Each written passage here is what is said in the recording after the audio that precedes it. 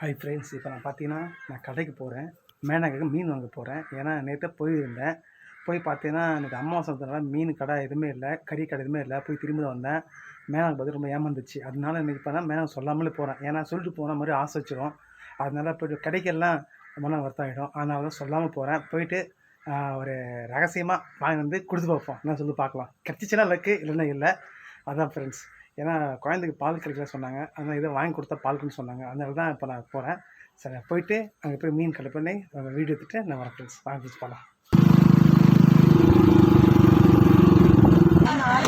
எவ்வளோ வச்சுருக்கு? 200.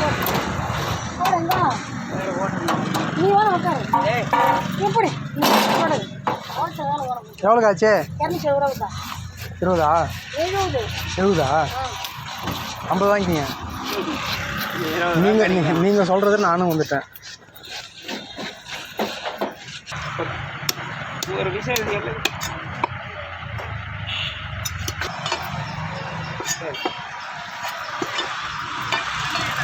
இல்லை, மீனே இல்லை.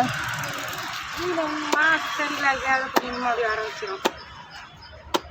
சனி போகணும், 3ஆம் சனி போனால் தான் மீன்.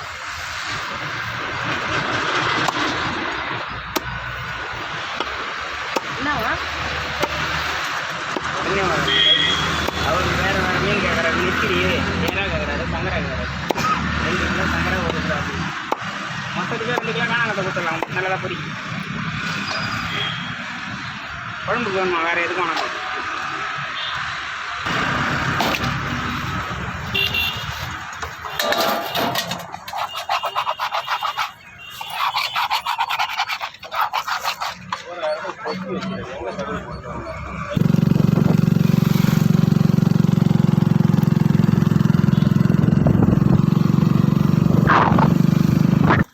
நான் கடைக்கு போனது மேனாக்கு தெரியாது.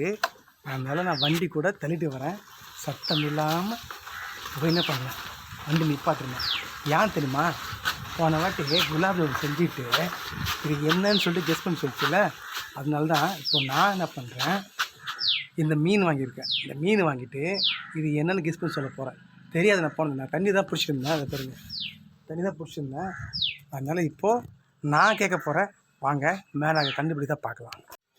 வாங்க ஃப்ரெண்ட்ஸ், இப்போ நம்ம இந்த பையை எடுத்துக்கலாம். எடுத்துகிட்டு உள்ளே போகலாம். ஓகே ஃப்ரெண்ட்ஸ், பை எடுத்தாச்சு. மேனா மேனா என்ன பண்ணுற?